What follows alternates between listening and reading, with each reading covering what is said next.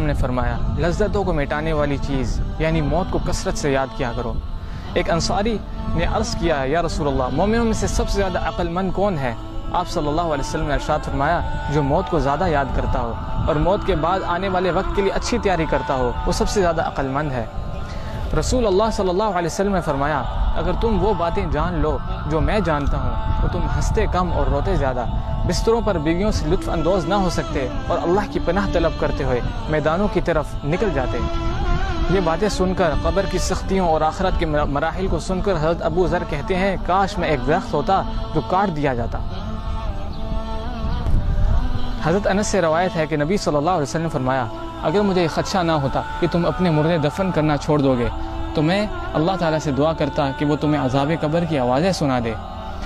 حضرت ابو ہریرہ رضی اللہ عنہ سے روایت ہے کہ نبی صلی اللہ علیہ وسلم نے فرمایا آدمی جب قبر میں دفن کیا جاتا ہے تو فرشتے سر کی طرف سے عذاب دینے کے لیے آتے ہیں تو تلاوت قرآن اسے دور کر دیتی ہے، جب فرشتے سامنے سے آتے ہیں تو صدقہ خیرات اسے دور کر دیتا ہے، اور جب پاؤں کی طرف سے فرشتہ آتا ہے تو مسجد کی طرف چل کر جانا اسے دور کر دیتا ہے۔ میرے محترم بھائیوں اور بہنوں، میت کے ساتھ 3 چیزیں جاتی ہیں، 2 واپس آ جاتی ہیں اور میت کے ساتھ ایک ہی چیز رہ جاتی ہے۔ میت کا اہل و عیال، مال اور اعمال اس کے ساتھ جاتے ہیں، اس کا اہل و عیال اور مال واپس آ جاتا ہے، صرف اس کے ساتھ اس کے اعمال رہ جاتے ہیں۔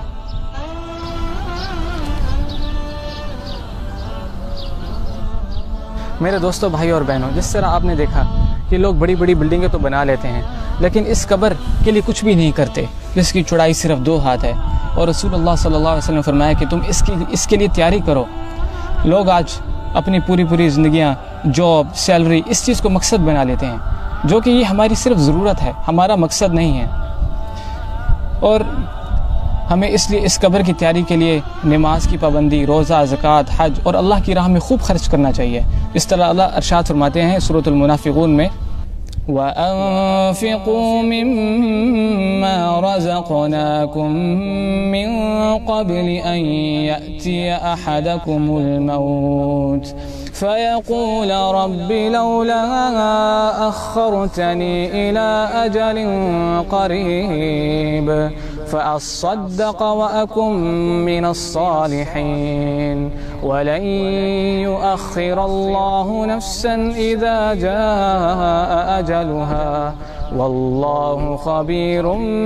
بِمَا تَعْمَلُونَ۔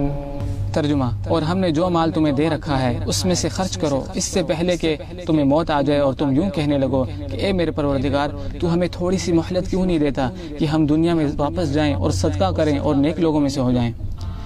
آگے اللہ ارشاد فرماتے ہیں کہ جب کسی کا مقررہ وقت آ جاتا ہے تو پھر اس سے ہرگز مہلت نہیں ملتی، اور جو کچھ تم کرتے ہو اللہ اس سے بخوبی باخبر ہے۔ وآخر دعوانا ان الحمد للہ رب العالمین۔